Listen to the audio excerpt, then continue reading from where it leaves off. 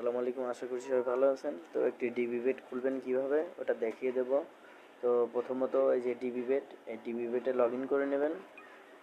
তারপর এই যে রেজিস্ট্রেশনে চাপ দিবেন, ওয়ান ক্লিকে চাপ দিবেন। তিনটা এই যে আইকন, এটা কমপ্লিট করে এখানে লিখবেন আছে XX247 দিয়ে রেজিস্ট্রেশনে ক্লিক দিবেন। তো একটু লোডিং নেবে,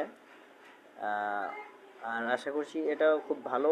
এটা অল্প টাকা ডিপোজিট করা যায় 200 টাকা, আবার 200 টাকায় কিন্তু উইথড্র করা যায়।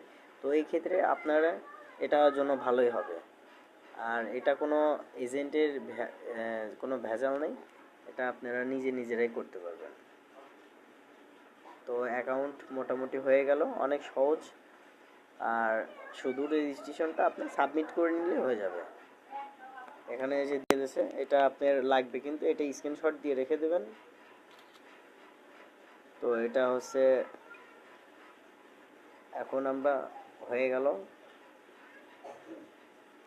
তো এই যে এখানে আপনারা রেজিস্ট্রেশনটা করে নেবেন। এই যে মানুষের মতো বাম সাইডে একদম উপরে এটা এখানে চাপ দিবেন, এই যে কলমের মতো এটাতে চাপ দিবেন। এই যে এখানে আপনার হচ্ছে শিওর নেম ধরেন দিলাম।